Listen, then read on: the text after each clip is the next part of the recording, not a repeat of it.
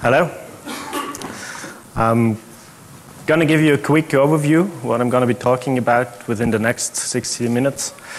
I'll tell you how I came to that baby, actually. I'll give you an introduction into the grid. Then we'll dive into the wireless wM-Bus protocol. So that's going to be a bit maybe boring, but I'll show a demo afterwards, so it's worthwhile staying here. Okay, let's go.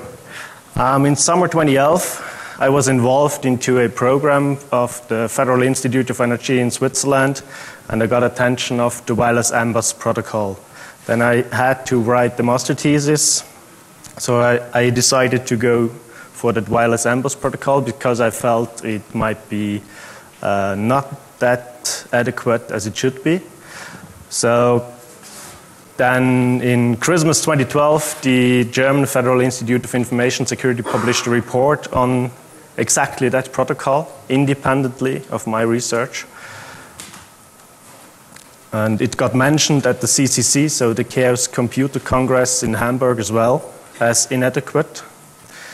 I then spent some time digging through the European norm paperwork and was trying to get some practice within a lab and finished my wM-Bus analysis in March, where also the German Federal Institute of Information Security finally titled the protocol as insufficient, and now we're here. So what's the smart grid? The smart grid basically consists of few domains. So we have the bulk generation domain, we have a transmission domain, we have a distribution domain, which the distribution system operator takes care of. We have, of course, the consumers, households, industries. And in smart grids, we also have distributed generation and storage, which is not considered for the bulk generation. Distributed generation and storage might also happen on the distribution level, so it's just the blueprint. The protocol I'm speaking of is basically used at the consumer side. So to make the grid smart, we'll need a special infrastructure which basically connects the consumer side to the distributed system operator. This is called the the metering infrastructure. They call it the advanced metering infrastructure if you also send commands to the meters and if you not just gather information from that meters. So we have the head end there. It's also sometimes referred to as the metering device management, MDM, not to be confused with the MDM in mobile device management. So the head end is basically collecting all the information. It's basically taking care of patch management, firmware updates, sending commands to meters. Meters actually send their information to collectors. These collectors are sometimes also referred to as gateway, router, multi-utility controller, MUC. And a meter may also work as a relay, or a meter might forward its information to a relay and the relay forwards it to the controller. So we have wireless wM-Bus within that neighborhood area, network area. You might wonder how such a collector looks like. That's a special collector which is called a multi-utility controller, so it can interface with electricity meters, gas meters, water meters, heat meters. It's actually built to fit on a top hat rail. It's head end side, so the part where he's speaking to the head end is actually GPRS. There's a port for the antenna. There's another port for the antenna for the wireless wM-Bus part. That device also has a web interface which you can connect to see what meters are connected. That's a picture of such a GUI which allows identification of all connected meters. You can enter keys for the meters and basically observe values. So that information is basically forwarded then to the head end, which takes then care about the billing process and so on. Then here an example of a meter. It has several interfaces actually. There's an optical interface on the front, so for local configuration. They have various interfaces. Basically, you can plug in a little print which either has a GPRS interface, a ZigBee interface, a wMBus interface. There are wired versions, there are serial versions of such interfaces, and such a electricity meter supports, of course, consumption value reading. Some support prepayment. So you're going to tell the meter how much energy a consumer can use until it shuts off. You could do different tariffs, so you have maybe night and day tariff. You could also remotely disconnect or connect the consumer. All the pics I show you, don't blame these vendors to be vulnerable. Okay, these are just examples, please. Okay, let's quickly go through the wMBus standard. So, wMBus is actually grown up within the heating metering industries 20 years ago. It's used by 15 million devices, mainly around Europe. So you could use it for remote meter reading. You could also implement applications like drive-by meter reading. You could use it for maintenance and configuration. The protocol does basically follow the ISO OSI stack. They omitted few layers. Actually, we have a physical layer. There's a documentation, a European norm, which specifies the frequency bands, modulation. We have a data link layer, which is specified in the part 4 of that specification as well. And it specifies also a so-called extended link layer. And we have an application layer which is specified within the 3rd part of that standard. So at the physical layer we have different frequencies used. We have 868 megahertz, 434 megahertz, and 169 megahertz, whereby the 169 megahertz is used for transmission over long distance, so we're talking about 5 miles. The other frequencies are actually used within more narrow scope, so we were talking about 100 meters. There are different line codings. And if we have a look at the link layer, there's a frame header, which has actually has some cyclic redundancy checks, so receivers can figure whether some packets got kindly manipulated. The frame header does also take care of the device addressing. So if I send a packet, then the receiver needs to know who sent that packet actually. And it does also specify the rest of the protocol, so all the gray boxes. So I could, for example, send responses on requests. I could send commands, alerts and errors. And we do have a second part. So we have either that frames or we have that extended link layer, which you could implement basically your custom protocol on top. And that link layer provides encryption.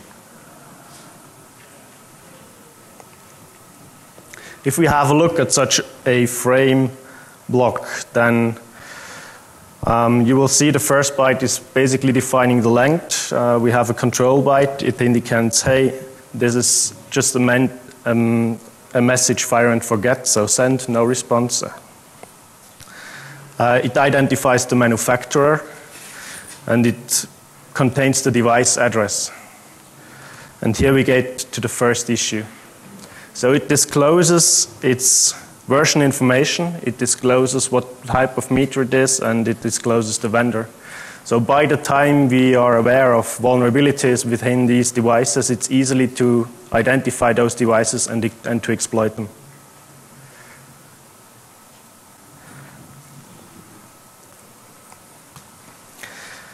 Let's go to the next part of the protocol. We have the data headers. There are different headers, 3 actually. There's no header, a short header which indicates access numbers. So access numbers are used to tell different packets apart. So I send them the first message has access number 0, the second message has access number 1, and so on. It's also used to detect replayed packets. The data header does also indicate encryption. So I told you there's the extended link layer over here. That part could provide encryption, or we have encryption on the application layer, which is signaled within the data header. We also have long headers. These are used to build applications where we need repeaters. So if you have a meter and a repeater, then the meter basically broadcasts a packet with its own meter address. The bridge picks it up and forwards it, of course, with the bridge address, but appends the meter address. So that's the long header. So the header end knows then exactly what meter in the end actually sent the information. If we look at that data header, I told you 1 byte is the access number. Then we have a status field which could also indicate alerts. So if you trigger some fraud detection mechanisms in the meter, they will signal it with the alert and error byte, and you can then go and query more detailed information from the meter. Then we have the configuration field. That configuration field actually signals encryption. There are different modes. We'll come to that. So we have insufficient replay prevention. What does it mean? We have a single byte which should help to prevent replay.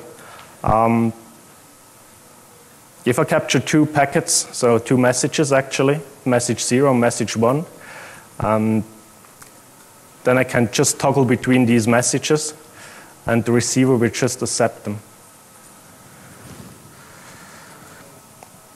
Let's have a look at the data which is sent.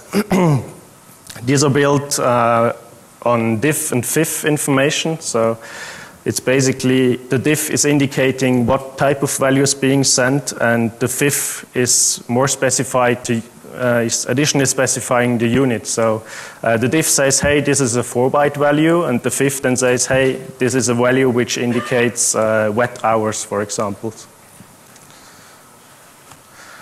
Okay, I built a wireless sniffer on my own. There are commercial products actually available. I built one in Python, which is available from my JIT.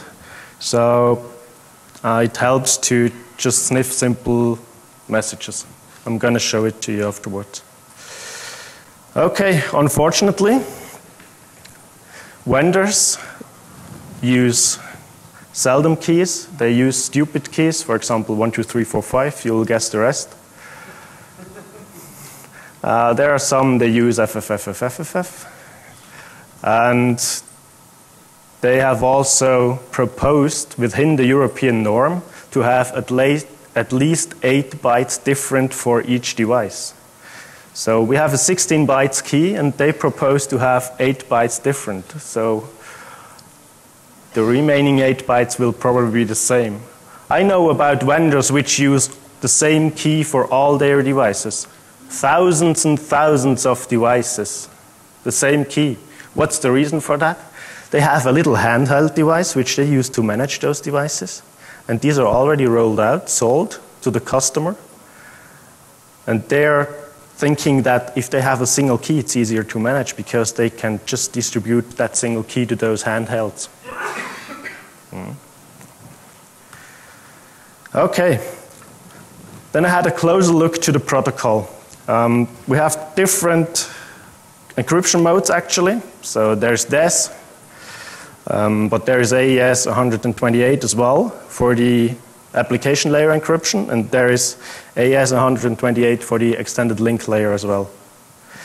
So we have 2 bad modes actually, so I'm not going to use DES anymore. Then I thought, okay, let's have a look at the remaining 3 encryption algorithms. So are we safe with AES?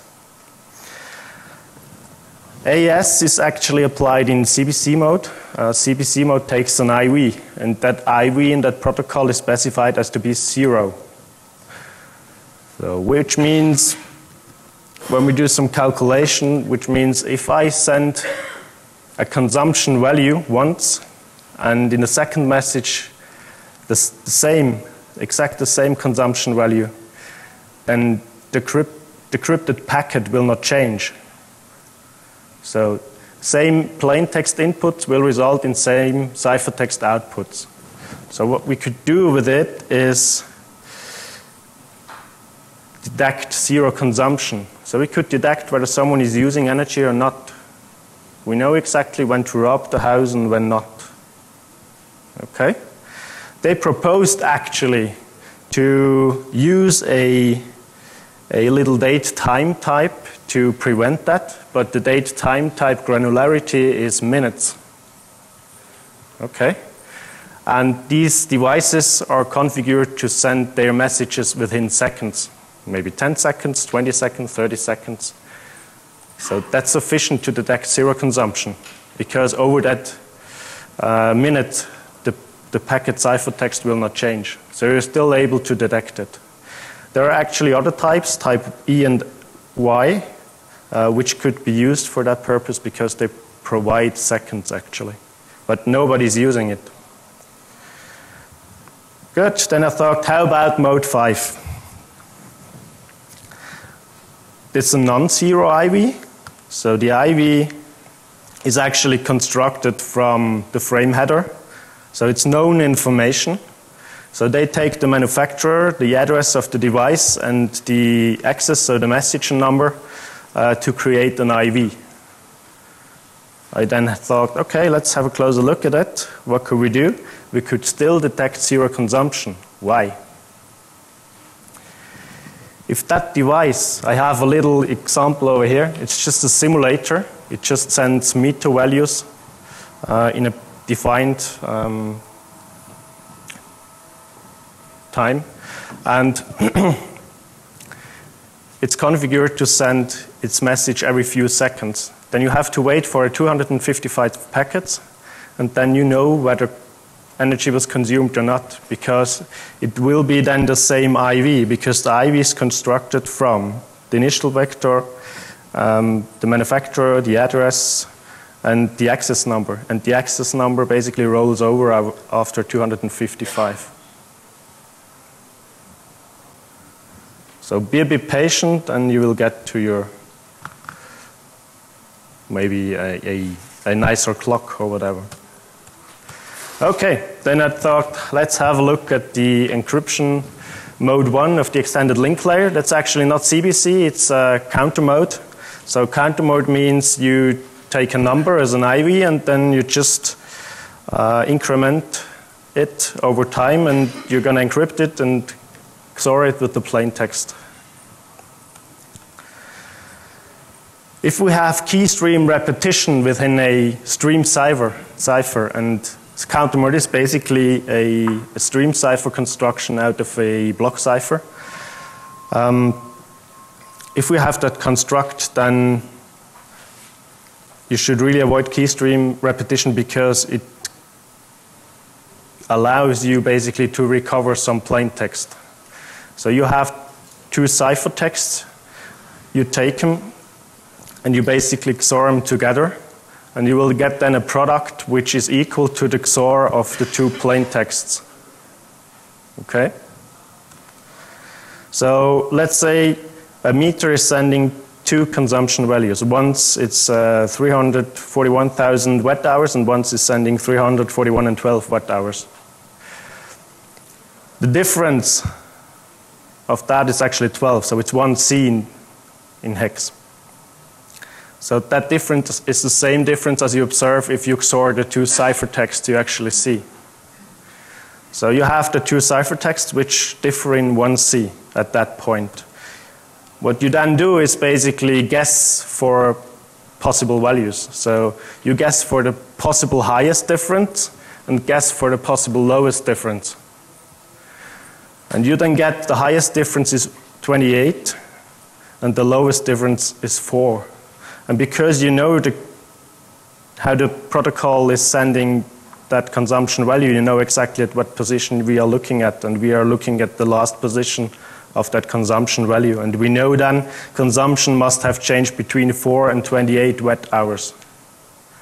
So if you observe a meter of a company, maybe a factory, then you probably get rid of your shares by the time they use less energy, and you buy shares by the time they have or they use more energy. You will know that before they publish their reports. Now the question is, do we get the keystream to repeat? I haven't answered that. For that purpose, we must have a look at the IV. So the IV in encryption mode 1 in the link layer is built from several components. Actually, the only one that differs is the time field.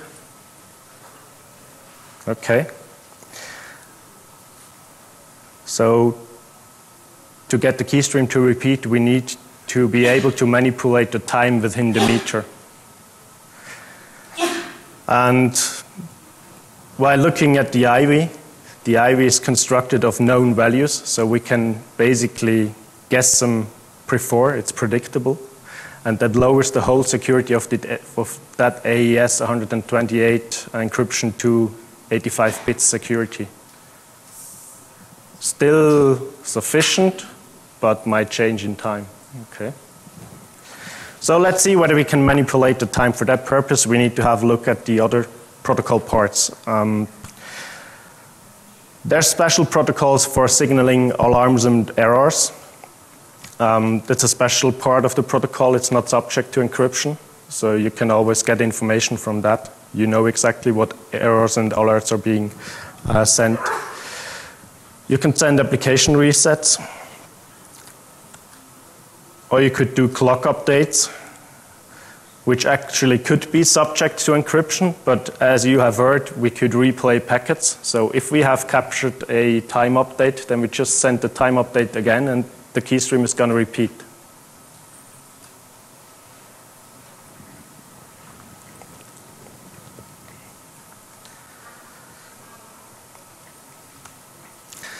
So, do we have some issues with message integrity because we saw confidentiality is totally broken?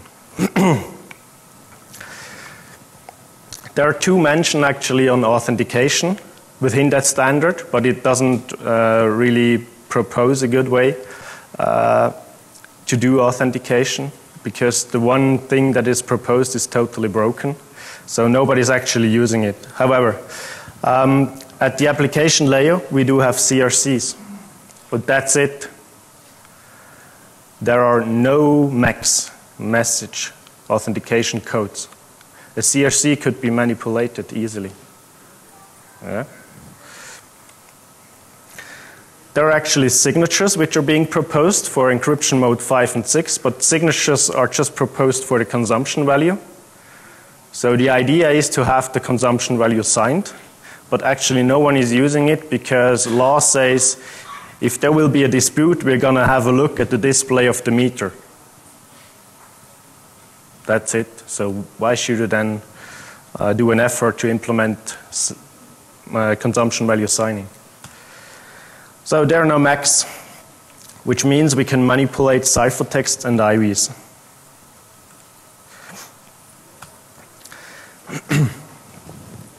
And I'm going to show you how we could manipulate that. So we're talking about CBC mode. So we are basically injecting a altered IV to that construct. So we need to alter the frame header for that purpose. And if we have a look, what we could basically alter is if we would change the manufacturer ID or the device address of the frame, then the packet would not be received correctly by the collector because the collector would not know what meter it actually sent. So we can't manipulate over there. We could try to manipulate the version and the type information. Some collectors use it to identify the meter. In that case, you can't manipulate there. Some don't. There you can. But this is pretty implementation dependent. And we do have the message number, which we can manipulate, but it actually destroys the trailing 2F. The 2F is the padding of the message. There are actually implementations which take care whether there is 2F at the end, and there are implementations which don't, because the structure of the data does basically tell the program how long the information is, and therefore there's no purpose to have a look what the remaining information, the 2F, is. So some take care of it, some don't. There's an interesting question. So if you have multiple meters using the same key, then you could manipulate actually part of the manufacturer ID and the device address. I would say normally you would have the same key on the same manufacturer devices, so you could only manipulate the device address, and you must then have exactly at that position you want to manipulate, there must be a meter which has the same address. So this is very unlikely, but it could be an option, a theoretical one. Okay, how could we manipulate that? So let's say we read a consumption value of 341 kilowatt hours from the meter. Let's calculate a fake consumption value for that. We take the plain text, the IV, and then we say, okay, we're going to manipulate the IV at that special position there. We flip bits to make it a 5 out of the 2, and this basically causes then during decryption that the consumption value will be less. So it will be 144.39 2 watt hours.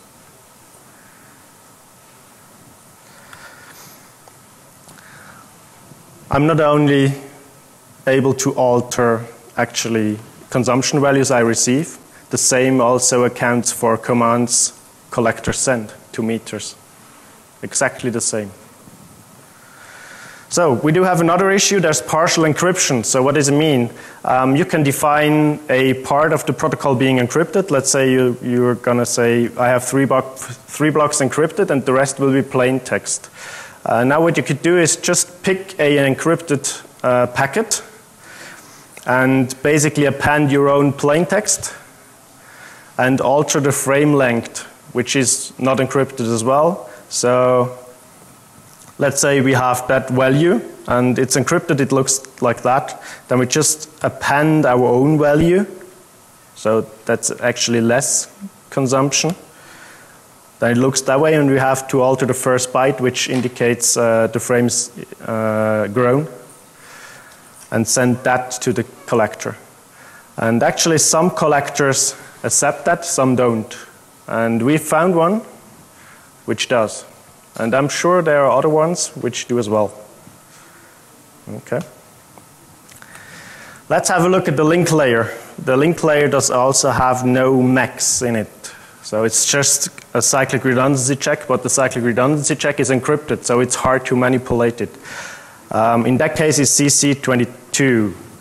There's a tool, pretty cool one, Revenge, never heard of it before, but I stumbled over it, and you're able to calculate the cyclic redundancy check over wM-Bus packets, actually. And then I said, okay, let's have a look at the command. The command is 1 at the end. So let's turn on something. And what we would do is turn off something, okay?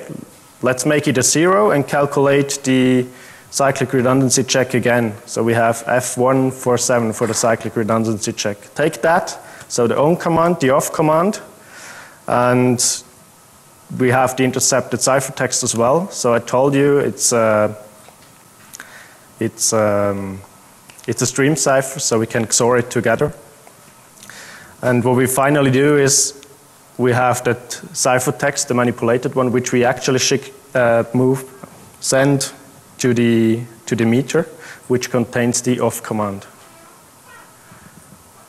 And that command actually has a proper CRC in it, because from that slide you see the first and the second byte changed. So ciphertext A and B differ in the first and the second byte and the last byte.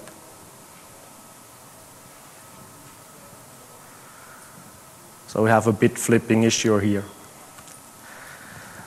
For the special protocol parts, for commands, network management, precision timing, clock synchronization, there doesn't exist any Mac. Okay, let's get to the demo. I quickly explain the setup. I have a fake meter over here. And that fake meter sends commands, which are being received by the collector and by my sniffer device. The sniffer device is actually a USB stick which features a Texas Instruments CC1101 chip, which is a transceiver, standard transceiver, and a piece of ARM code. So I have two actually of them. They have different firmware in it. One is configured as a sniffer and one is configured as a sender because I have a sniffer tool, the wMBus sniffer tool, which is written in Google Go language. Actually, I didn't write it, so my apprentice did it, so he did a really cool job there. Thank you, Lucas. And I'm going to send the same packet again to the collector, or basically the sniffer device, because I have a fake collector over here, also written in software. Yeah, that's it.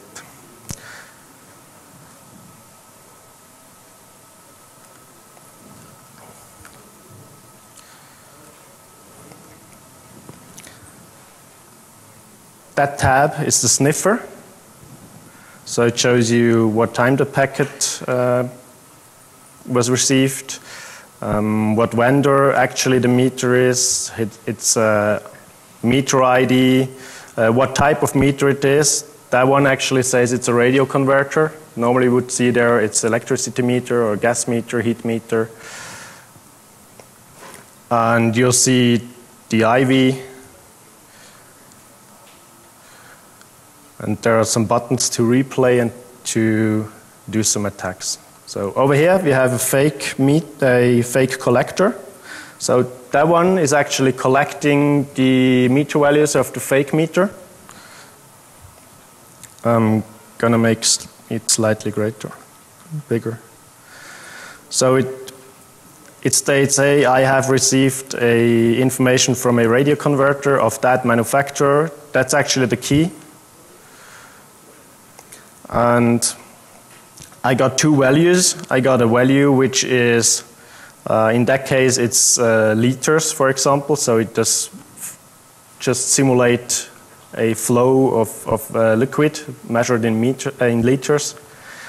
So that value does count up, and it does send just information as a string. So it's a test module.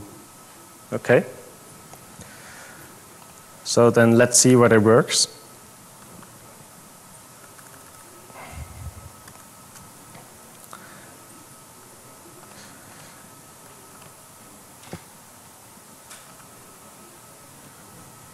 The tool is actually written with all nifty HTML5 features and WebSockets and all that stuff. Lucas is 18 years old. Isn't this great?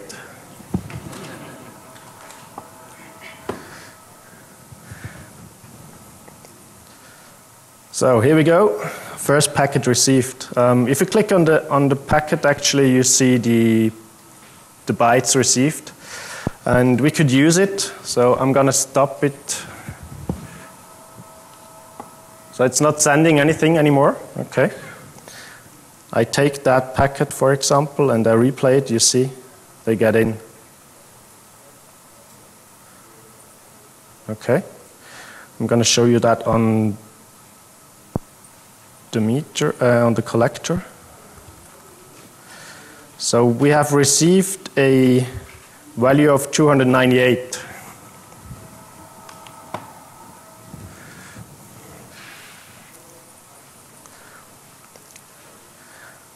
Now we receive a value of 300, 301, so we stop it.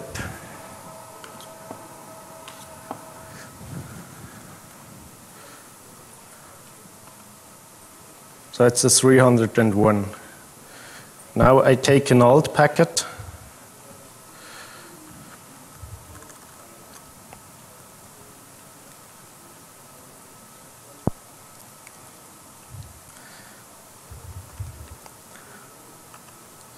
So that one. It's 298 again. So I basically replayed an old packet which made the collector cause assuming, oh, it's a lower value. Okay, so that's energy fraud. I'm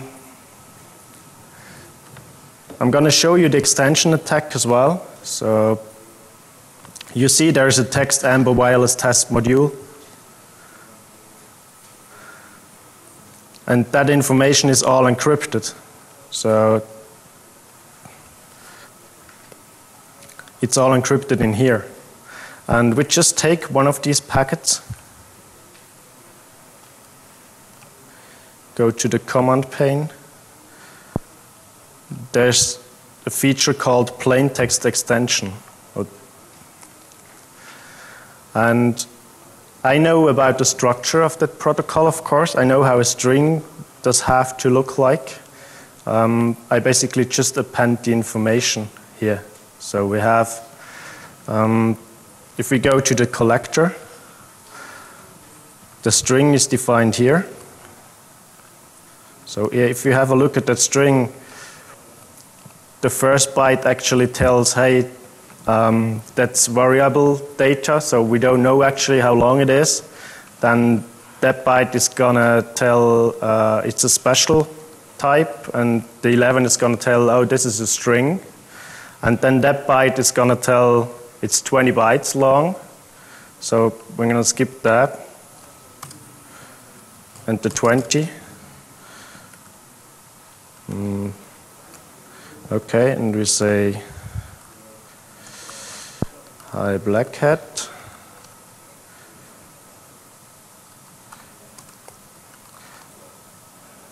It's actually low byte order, so I have to reverse it, and I want to have the hex part, so let's go.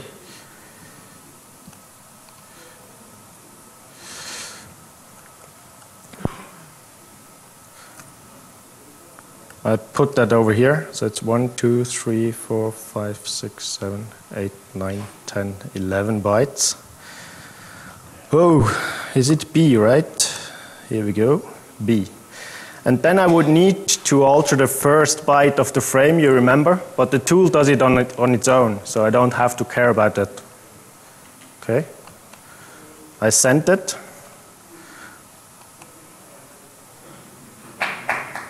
Thank you.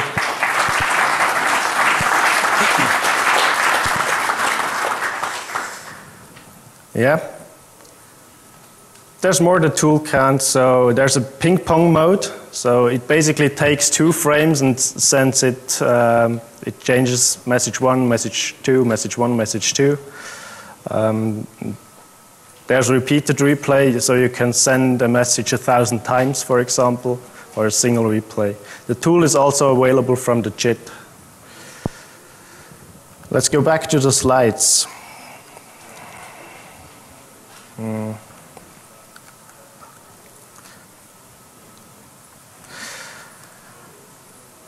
There are actually some issues with these attacks, because you saw I always disabled the meter. So because it would have been sending its real consumption values to the collector still. So you need to take account of that. So you somehow have to either shield the original meter, or you have to break it and then forward the information to the collector. Or what you could do as well is shield the meter and the receiver and then forward it. The advantage of that would be you can collect, for example, 100 meters within that shielded part, 100 packets within that shielded part. That's important because if you, for example, in Switzerland, if you use or if you have changes in your consumption behavior more than 20%, then your utility will figure it and they will roll a truck. Okay. So it would be good then to have maybe 100 packets and send them not in a short interval, but make the interval longer. So send them over days. then you steadily have some consumption still, but they're not going to figure there's something wrong. Okay? There's also another approach. So your meter is sending information, and you know exactly what the interval is. So it's a fixed interval. Every meter has a fixed interval within wireless wM-Bus. So if you have a 10 seconds interval, then you will figure, okay, it's a 10 seconds. Then you will jam during that time and send your own packet. Jam, send packet. Make sure your sender device does not consume more energy than you're actually gaining. Huh? Okay. Good. How about the orchestrated blackout? I told you actually what I showed you is applicable to sending commands as well. So it's basically the same process. But we need to have maybe some devices nearby these houses to collect packets. So because we have maybe 100 meters of distance, or we have to war drive, then you get this information and you build a large sender somewhere in town, and you're going to send them. Okay. And it's going to be dark, so bring a flashlight. Okay, to sum it up, actually there's a company in Germany which is specializing in installations of wireless and wired wM-Bus, and its company name brings it pretty much to the point.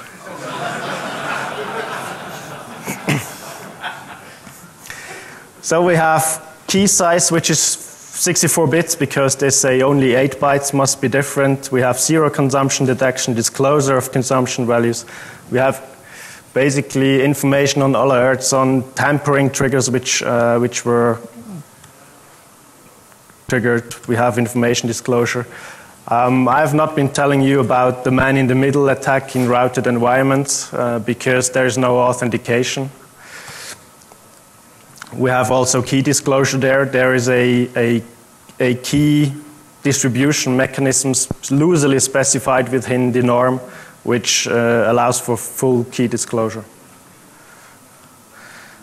So we could manipulate consumption values and also open and close valves or breakers. Actually, the German Federal Institute of Information Security has proposed an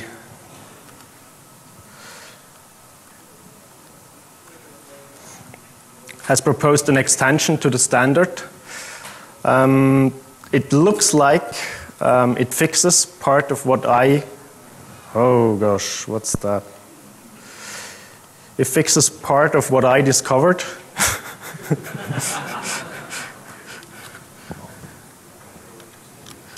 I get rid of all the wireless, so. And they also propose implementing TLS 1.2 on the protocol, but for me it seems it's maybe hard to implement TLS for a heat meter, for example. We'll see how it develops. There's actually no public analysis so far, but they look pretty robust. Yeah, my battery pack is empty. Thank you very much.